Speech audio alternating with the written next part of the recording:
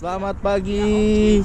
Yaudah. Hari ketiga di Krakau. Ya pasti gue backlight lah. Kita bakalan jalan ke Auschwitz-Birkenau hari ini. Bekas camp konsentrasi Nazi dulunya, di mana korban-korban Jewish, orang-orang Yahudi dari berbagai negara, ratusan ribu itu dulu ditangkap di sana dan juga dibantai. Salah satu tempat tourism sih, tapi kayaknya cukup menarik untuk dikunjungi. Kita nanti bakal melihat sejarahnya di sana bagaimana dan menjadi tempat pembelajaran lah. Halo, ini Ivan dari masa depan. Waktu lagi ngedit videonya, ini sebenarnya video yang agak berat ya untuk dibuat karena topiknya nggak seperti topik-topik video travel pada umumnya. Waktu di Poland, waktu aku di Krakau, waktu mau ke sana itu belum tahu bahwa, emangnya tahu sih itu penjara, itu serem, banyak pembantaian, tapi nggak tahu akan seberat itu kisahnya. Jadi video kali ini agak berbeda, nggak terlalu fokus ke tentang wisatanya, tapi mungkin fokus ke sejarahnya. Walaupun kita sebagai orang Indonesia mungkin sejarah ini nggak terlalu relevan dengan kita, tapi mungkin bisa sebagai pembelajaran lah. Auschwitz-Birkenau ini sebagai salah satu saksi bentuk wujudnya kekejaman dalam perang itu gimana. Jadi video kali ini tuh nggak bakalan banyak tentang traveling di sananya, mungkin lebih banyak aku bakalan voice over dan ngomong gini, dan juga nanti aku bisa masukin beberapa videonya. Soalnya di sana itu selagi kita jalan tour, karena tour kan, jadi ada tour guide-nya gitu, itu dilarang, nggak boleh sama tour guide-nya untuk ngambil foto di tempat-tempat, beberapa tempat yang tidak boleh gitu, ada yang dilarang ini foto. Dan juga walaupun di tempat yang boleh foto itu tidak boleh selfie. Jadi aku pikir ya vlogging itu selfie juga sih. Jadi aku nggak itu tetap ikut aturannya, aku nggak vlog di sana, cuma foto, ambil video yang tempat yang bisa, karena ini bukan tempat wisata biasa, ini lebih ke memorial. Jadi memorial memperingati korban-korban yang jatuh akibat kekejaman perang inilah. Oke, kita mulai. Turnya itu dimulai di Auschwitz 1. Jadi itu camp yang pertamanya tuh jadi itu camp yang beroperasi dari tahun 1940 sampai 1945 kalau nggak salah.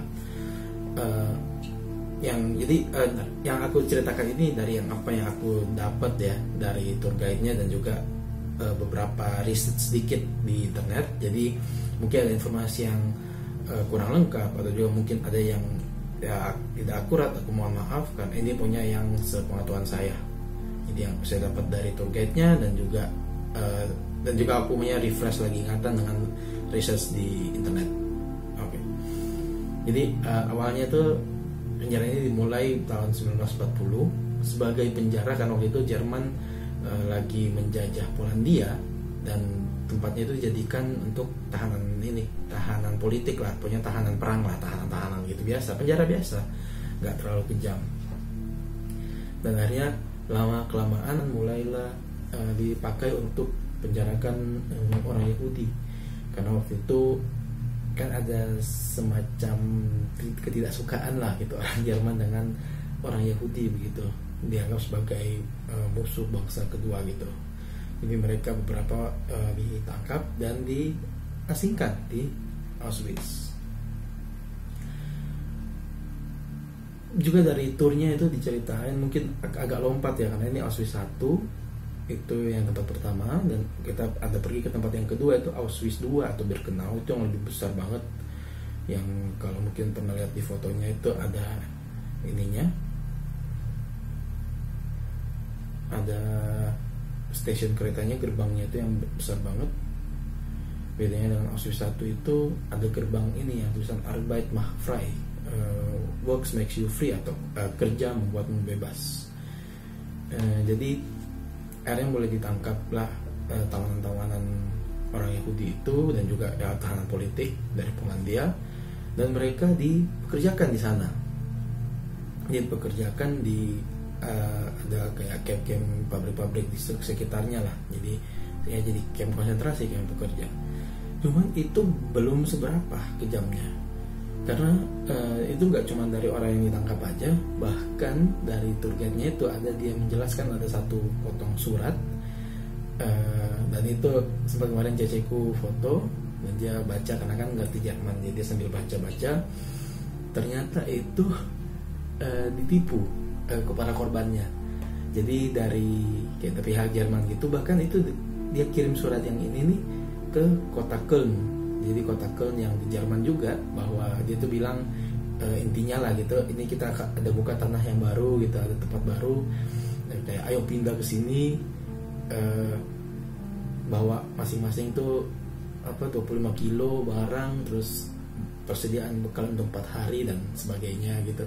Jadi seperti malah benar-benar ditipu gitu loh. Jadi korbannya nggak cuman yang ditangkap, tapi benar-benar ditipu untuk datang kemari gitu. Jadi udah bayar tiket, bahkan kata tour guide-nya tuh ada yang bayar tiket bayar, terus sampai udah seperti beli rumah gitu. Jadi beli rumah dan juga ada yang sampai beli usaha, karena mereka ini bukan cuman orang-orang biasa, mereka ini orang pada umumnya biasa yang bekerja sehari-hari di kota. Jadi ada yang tukang daging, ada yang dokter, ada yang dokter gigi, ada yang akuntan, macam-macam. Dan ya itu hanya nggak kesampaian gilanya, kejamnya sampai menipu mereka gitu, datangkan ke sana. Tadi sudah beli tiket naik ke kereta, ya kan dia kan terkesannya real banget tuh, suruh bawa barang kan cuma 25 kilo dan juga persediaan buka ke tempat hari naik kereta. Dan di kereta tuh bener sempit banget, sesak banget. Itu, satu kayak gerbong ini itu bisa masuk sampai ratusan orang, dan itu berhari-hari. Jadi nggak kaget katanya kalau begitu dibuka sudah ada aja yang meninggal. Jadi benar-benar berat banget. Nah begitu mereka keluar dari kereta itu mereka akan tiba biasanya di Auschwitz II, ya kan, begitu disambut dengan gerbong yang besar, lalu langsung dipisahkan gitu dari orang tua, terus yang muda, anak-anak, ibu-ibu gitu, dipisahkan. Dan itu sebenarnya itu diseleksi. Jadi mereka udah mulai seleksi siapa yang akan dipakai untuk bekerja dan siapa yang mereka nggak akan pakai gitu. Jadi bisa mereka bunuh.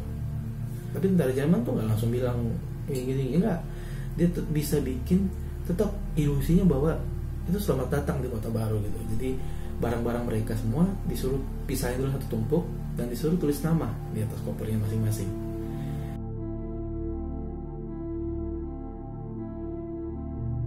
Setelah selesai kayak proses seleksi apa gitu, registrasi ulang lah mungkin begitu, barangnya akan dikembalikan, jadi supaya nggak ketukar katanya kopernya segitunya. Dan lalu mereka akan digiring masuk ke barisan tertentu, dipisahkan barisannya dengan yang lain, tapi katanya nggak masalah karena cuma sementara. Jadi dia akan katanya tuh untuk yang akan dibunuh itu akan mereka masukkan ke satu barisan, lalu itu mereka udah siapkan kayak satu tempat yang kalau mungkin pernah lihat itu gas chamber, ruangan gas. Nah di situ ilusinya itu mereka bilang bahwa akan mandi. Jadi kan baru datang akan mandi sama-sama gitu katanya. Jadi supaya bersih, nggak ada kuman-kuman bakteri dari tempat asal mereka atau gimana gitu. Dan segilanya jadi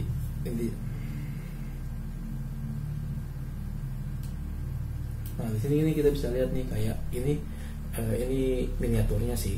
Nah jadi mereka tuh kayak masuk ke salah satu tempat di bawah tanah gitu kan, kayak bunker gitu. Dia turun, dan waktu turun tangga itu gilanya tuh masing-masing dibagiin sabun, satu orang satu sabun batang kata tour guide-nya, masing-masing dibagiin. Jadi semua orang tuh oh ya mandi aja santai turun gitu. Mereka akan masuk ke satu ruangan di mana mereka akan disuruh buka baju situ, lepasin cincin semua perhiasan, anting-anting, ya, tinggalkan di situ dan pastikan tahu tempatnya supaya nanti nggak ketukar katanya gitu. Jadi benar-benar masih itu. Lalu masuk ke ruangan berikutnya di mana mereka akan digas sampai mati. Dan gas yang dipakai itu bukan gas biasa, tapi menurut tour guide-nya itu gas yang untuk hama gitu biasanya. Jadi kayak kristal ruangannya seperti ini, dan yang masuk satu ruangan ini bisa sampai beratus-ratus orang, katanya sampai benar-benar penuh dan sampai dipaksa masuk pokoknya, sampai semuat-muatnya sampai masuk semua. Lalu di atasnya, tapi di ini udah nggak ada sih. Di atasnya itu mereka pasang kayak ini, kayak pancuran, kayak shower, untuk tetap ada aja ilusinya bahwa itu beneran terjadi, tapi enggak. Dan setelah semuanya masuk, mereka buang gasnya, lalu semuanya meninggal dalam waktu 20 menit. Yang paling gilanya tuh sebelum korban-korban itu dibakar, para tentara itu akan masuk ke ruangan gas itu, gas chamber.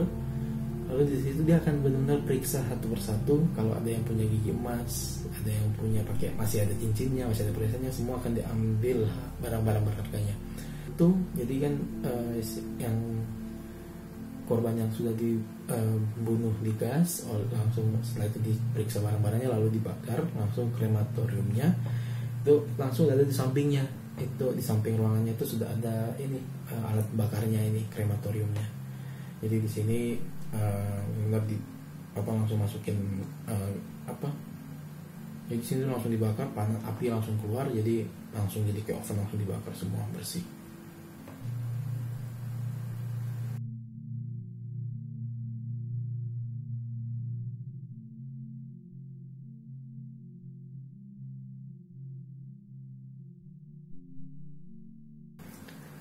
Lalu setelah itu belum ini lagi kejamannya, kayak tadi kan baru ngambil barang dan juga yang ada di badan, tapi yang koper tadi itu benar-benar semuanya akan diperiksa dan dibongkar dan diambil oleh tentara. Itu barang-barang yang bagus. Jadi yang ada di museum ini itu benar-benar barang-barang sisa yang bisa dibilang tuh tinggal sampah. Jadi emangnya masih bagus, masih bisa digunakan, tapi udah kualitas paling rendah, udah kualitas yang nggak top lah. Karena kan mereka, para korban ini pada bawa barang tuh barang-barang bagus semua, karena mereka pikir akan pindah ke tempat baru, tempat yang bagus, yang hebat gitu. Jadi benar-benar di situ diambilin semua barang-barangnya, gila gitu, dirampok habis.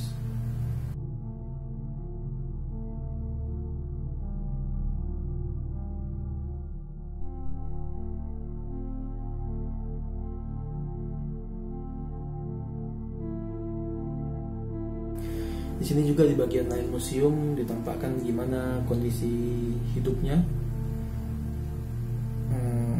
beberapa ruangan, kondisi hidupnya.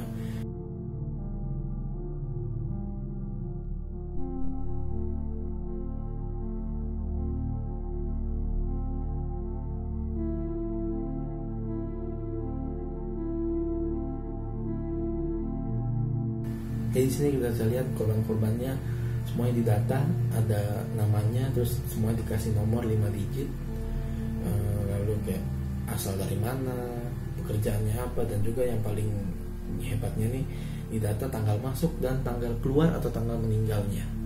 Jadi kalau kayak di sini yang kita lihat ini, beliau cuman 8 hari di camp. Bahkan ada yang sempat aku lihat juga, tapi nggak sempat rekam waktu itu, cuman sehari. Jadi hari tanggal berapa masuknya, terus tanggal berikutnya sudah meninggal.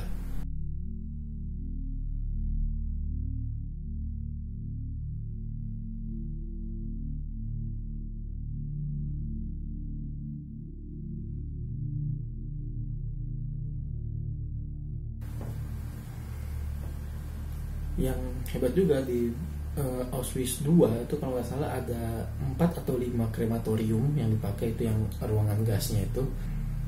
Dan hebatnya Jerman itu waktu dia sudah dengar bahwa tentara Polandia sekutu akan datang, itu mereka langsung bom, mereka hancurkan bukti-bukti kejahatannya di sana. Jadi benar-benar dibom, dihancurkan krematoriumnya, sampai benar-benar nampak ini nggak tersentuh dari waktu tentara Polandia datang menemukan sampai sekarang ini nggak disentuh. Benar-benar begitulah wujudnya, ditinggalkan seperti itu. Dan juga mereka tuh langsung semua file-file semua dibakar, file-file yang pokoknya memberatkan mereka tentang adanya kekejaman di situ mereka bakar. Cuman tetap beberapa file tetap bisa, mungkin nggak sampai mereka bakar atau mungkin luput dari mereka. Jadi akhirnya dunia bisa tahu apa yang terjadi di sana.